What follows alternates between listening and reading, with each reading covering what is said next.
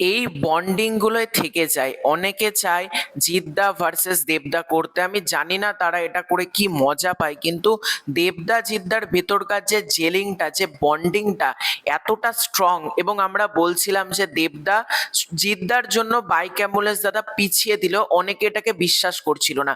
অনেকে কিন্তু সোশ্যাল মিডিয়াতে এসে বলছিল এটার কোনো সত্যতা নেই, এটা ভুলভাল কথা। জিদ্দা কেউ বলে বিপ্লবী, কেউ বলে ডাকাত আনছে, শুধুমাত্র সরকার পরিবর্তন হয়েছে বলে, সরকার পরিবর্তন না হলে দেবদা এইগুলো করতেন না, এরকম অনেক কথা দেবদার এগেনস্টে বলা হয়েছে। শুধুমাত্র অপেক্ষা করছিলাম দেবদার নিজের একটা বক্তব্য। তো বাইক অ্যাম্বুলেন্স দাদার অফিসিয়াল রিলিজ ডেট দেবদা কিন্তু নিজে জানিয়ে দিয়েছে বাইক অ্যাম্বুলেন্স দাদা কবে মুক্তি পাচ্ছে।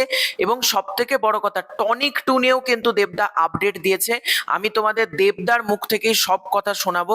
তার আগে ছোট্ট অনুরোধ করব, তোমাদের যদি ভিডিওটা ভালো লাগে ভিডিওতে একটা লাইক করো, কমেন্ট করো, চ্যানেলে প্রথমবার হয়ে থাকলে চ্যানেলটাকে অতি অবশ্যই কিন্তু আগে সাবস্ক্রাইব করে দিও। এই ভিডিওটার ক্রেডিট প্রথমেই যাকে দিতে হবে সেটা হচ্ছে কিংসুক দা, দেবদার ফ্যান দেবিয়ান কিংসুক। তো কিংসুক দা কিন্তু গতকাল রাত্রিবেলাতে এই খবরটা আমাকে পাঠিয়েছিল, সিরিয়াসলি বলছি, না হলে এই খবরটা আমার সামনেই আসতো না। তো thank you so much Kingshuk দা এই খবরটা আমাকে পাঠানোর জন্য। আমি বেশি কথা না বলে তোমাদেরকে আগে ভিডিওটা শুনিয়ে দিই। একটা শো নিয়ে যদি ঝামেলা হয়, আমি তো অ্যাম্বুলেন্স দাদা ছেড়ে দিলাম। এক্স্যাক্টলি 15 তারিখে রিলিজ হওয়ার কথা ছিল, প্রডিউসার আমাকে ফোন করলো, আমি হ্যাঁ করো না, আমার কোনো অসুবিধা নেই। আমি কে একটা ফোন করলো বল? প্রডিউসার ফোন করলো, আচ্ছা। প্রদীপ নন্দী ফোন করেছিল আমাকে। জিদ্দার সাথে আমার কথা হয়েছিল ফেব্রুয়ারি মাসে।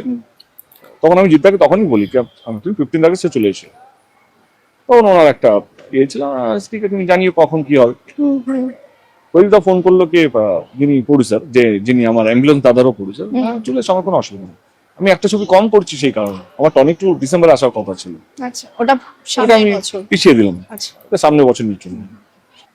তোমরা এখানে নিজেরাই শুনে নিলে, দেবদা কিন্তু বলছে জিদ্দার সাথে ফেব্রুয়ারি মাসে কথা হয়েছিল যে 15ই আগস্টে এলে চলে আসো। এই কারণেই কিন্তু দেবদা, তোমরা যদি খেয়াল করে দেখো, ফেব্রুয়ারি মাস থেকে যখন একের পর এক পোস্টার আসছিল, দেবদা কিন্তু সেখানে একবারও 14ই আগস্ট ডেটটা মেনশন করেনি। একটা পোস্টারে মেনশন করা ছিল যেটা 1 জানুয়ারি ড্রপ করা হয়েছিল, সেই দিন শুধুমাত্র মানে পোস্টারের ডেটটা মেনশন করা ছিল। তারপর রুক্মিণীদির পোস্টার, রোমান্টিক পোস্টার, একের পর এক অনেক পোস্টার এসেছে, কিন্তু কোথাও 14ই আগস্ট তারিখটা কিন্তু মেনশন করা ছিল না।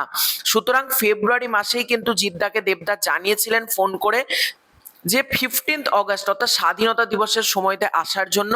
এবং প্রদীপ কুমার নন্দী অর্থাৎ নন্দী মুভিসের যিনি কর্ণধার, ওনার সাথেও কিন্তু দেবদার মিটিং হয়েছে। এবং দেবদার সব থেকে ভালো লাগলো, দেবদা কিন্তু নিজে জানিয়ে দিলেন এবছর তার 3টে ছবি আসার কথা ছিল, বাইক অ্যাম্বুলেন্স দাদা, দেশু 7 এবং টনিক টু।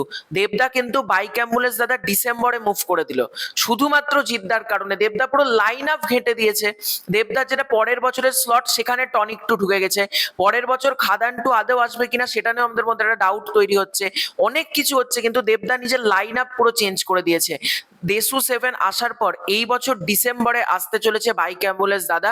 ক্রিসমাসের সময়, ছুটির সময়, শীতকালের আমেজ রয়েছে। আশা করব প্রতিটা বাঙালি দর্শক বাইক অ্যাম্বুলেন্স দাদা দেখতে যাবে এবং ছবিটা কিন্তু সবার দেখা উচিত। পদ্মশ্রী করিমুল হক, ওনার জীবনী আমরা বড় পর্দায় দেখতে পারবো। তো তোমাদের এই পুরো ব্যাপারটাকে কেন্দ্র করে কি মতামত কমেন্ট করে জানিও। তোমরা কারা কারা বাইক অ্যাম্বুলেন্স দাদা দেখার জন্য এক্সাইটেড কমেন্ট করে জানাতে পারো। এবং দেখা যাক টনিক টু কোন সময় আগামী বছর মুক্তি পায়, কারণ অভিজিৎ সেন কিন্তু ক্রিসমাসে ছবি নিয়ে আসে। এবার দেখা যাক টনিক টু কি ক্রিসমাস ছাড়া মুক্তি পায়, নাকি পরের বছর ক্রিসমাস আবার ওদিকে খাদান টু কিন্তু হোল্ড করে আছে। অনেক কিছু কিন্তু ব্যাপার রয়েছে, না টনিক টু দুর্গা পুজোতে চলে যায় পরের বছর, অনেক কিছু কিন্তু ব্যাপার রয়েছে।